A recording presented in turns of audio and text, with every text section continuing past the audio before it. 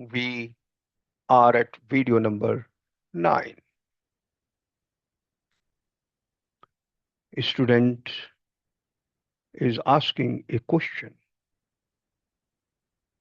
The scriptures say that my true self is eternal, divine, and full of light. But if that is true, why do I not feel it? Why do I feel limited, weak, confused, or sometimes even worthless? Teacher replies, this is the most natural question on the spiritual journey. Even Arjun asked Lord Krishna the same question in the Bhagavad Gītā.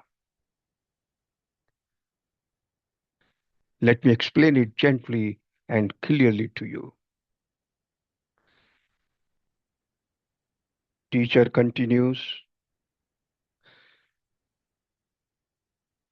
you do not feel the eternal self, not because it is absent, but because it is covered just as the sun is covered by clouds. Your true self is like the sun, shining, constant, and full of power. Your mind is like the sky, sometimes clear, sometimes cloudy. Your negative emotions and limiting beliefs are like the clouds, temporary, changing, and not truly part of you. When clouds cover the sun, what you say? The sun is gone. But is the sun really gone? Never. In the same way, when the mind is covered by fear, doubt, confusion, or pain, what you say? My real self is gone. But the self cannot disappear, it only gets hidden. A student is asking another question. If my limitations are only like clouds, where do they come from? Why do they trouble me so much? Teacher replies, these limitations come from three sources.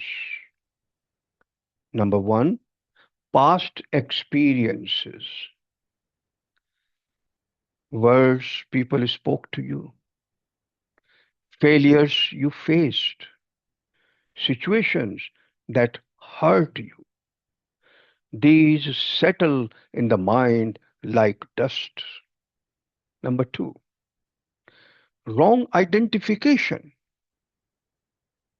You identify with the body, the mind, and emotions. I am only this body. I am only my success or failure. I am my thoughts. But Krishna teaches Arjun the self is beyond the body and mind. The self cannot be wounded, burned, dried, or destroyed. Krishna teaches Arjun in Bhagavad Gita the self is beyond the body and mind. The self cannot be wounded, burned, dried, or destroyed. When you forget this, you feel weak. Number three, lack of inner training. Just as the body becomes weak without exercise, the mind becomes weak without spiritual practice. If you don't train the mind, it naturally slips into fear, comparison, and self doubt. A student is asking another question. But If the self is so powerful, why doesn't it automatically lift me?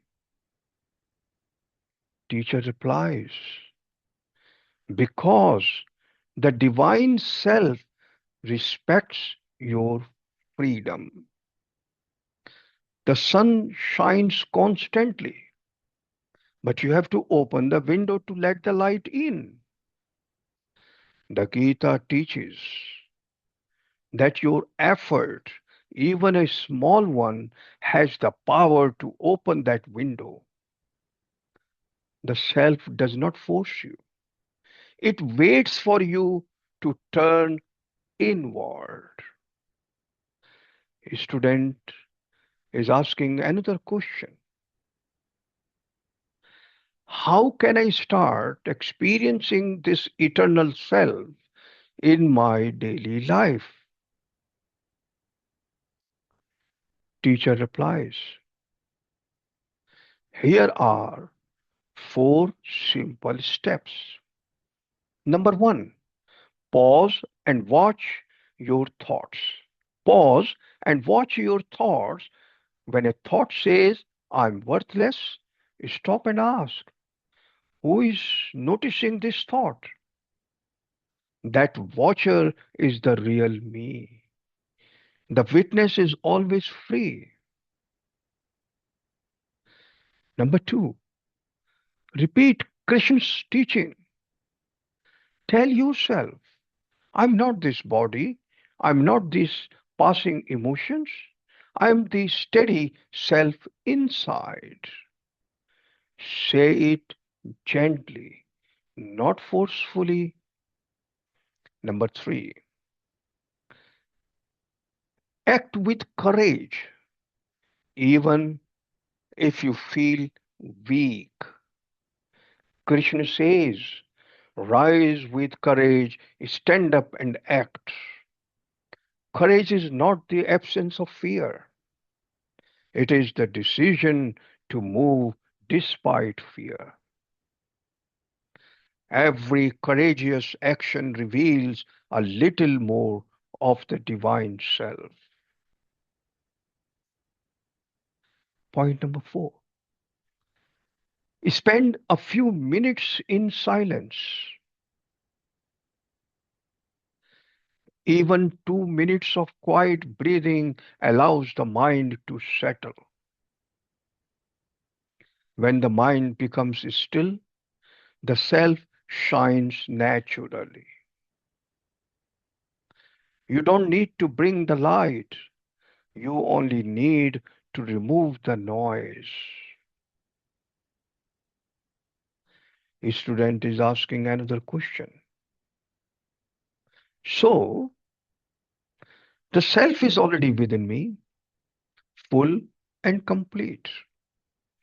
I'm not trying to create strength, I'm uncovering it. My weakness is not who I am, but only a passing shadow. Teacher replies, yes. And remember this final truth from the Gita also. You are born from the divine. Your nature is strength, purity, and light. Whatever makes you feel small is not the truth of who you are. You may feel limited, but your essence is limitless. You may feel broken, but your core is unbreakable. You may feel lost, but your real self has never moved even an inch. Your journey is not to become divine. Your journey is to recognize the divinity that has always been there. Stand up with this understanding. Walk with this confidence. Live with this awareness. The self is waiting to shine through you. Hari Om.